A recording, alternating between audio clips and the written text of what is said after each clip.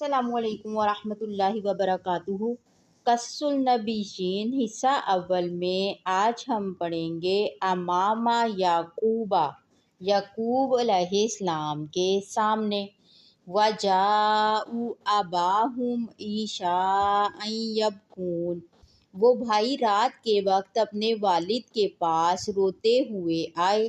قَالُوا يَا أَبَانَا، کہنے لگے ابا جان، اِنَّا ذَهَبْنَا نَسْتَبِقُ، ہم آپس میں دوڑنے کا مقابلہ کرنے لگ گئے۔ وَتَرَكْنَا يُوسُفَ عِندَ مَتَاعِنَا، اور ہم نے یوسف کو اپنے سامان کے پاس چھوڑ دیا۔ فَأَكَلَهُ الذِّئْبُ، تو اسے بھیڑیا کھا گیا۔ وَجَاءُوا عَلَىٰ قَمِيصِهِ بِدَمٍ كَذِبٍ، وہ اس کی قمیص پر جھوٹا خون لگا کر لائے۔ وَقَالُوا هَٰذَا دَمُ يُوسُفَ، اور کہنے لگے یہ یوسف کا خون ہے۔ وَكَانَ أَبُوهُمْ يَعْقُوبُ نَبِيًّا، ان کے والد یعقوب علیہ السلام تو پیغمبر تھے۔ وَكَانَ شَيْخًا كَبِيرًا، اور بڑے بزرگ بھی۔ وَكَانَ أَعْقَلَ مِنْ أَوْلَادِهِ، وہ اپنی اولاد سے زیادہ عقل مند تھے۔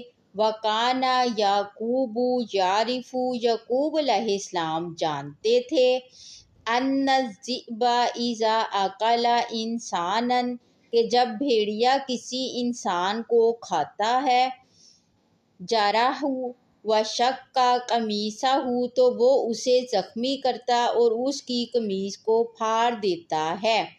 وَكَانَ قَمِيصُ يُوسُفَ سَالِمًا، اور یوسف کی قمیص صحیح سالم تھی۔ فَعَرَفَ يَعْقُوبُ أَنَّهُ دَمٌ كَذِبٌ، اور خون آلود تھی۔ وَأَنَّ قِصَّةَ الذِّئْبِ قِصَّةٌ مَوْضُوعَةٌ، یعقوب علیہ السلام پہچان گئے کہ یہ جھوٹا خون ہے اور بھیڑیے کا قصہ ایک بناوٹی کہانی ہے۔ فَقَالَ لِأَوْلَادِهِ، آپ نے اپنے بیٹوں سے فرمایا، بَلْ هَٰذِهِ قِصَّةٌ وَضَعْتُمُوهَا، تم نے تو یہ کہانی خود سے گھڑی ہے۔ فَصَبْرٌ جَمِيلٌ، مگر اب صبر ہی بہتر ہے۔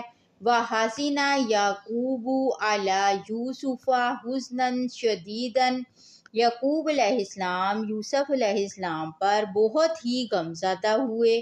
وَلَٰكِنَّهُ صَبَرَ صَبْرًا جَمِيلًا، لیکن انہوں نے نہایت اچھے انداز میں صبر سے کام لیا۔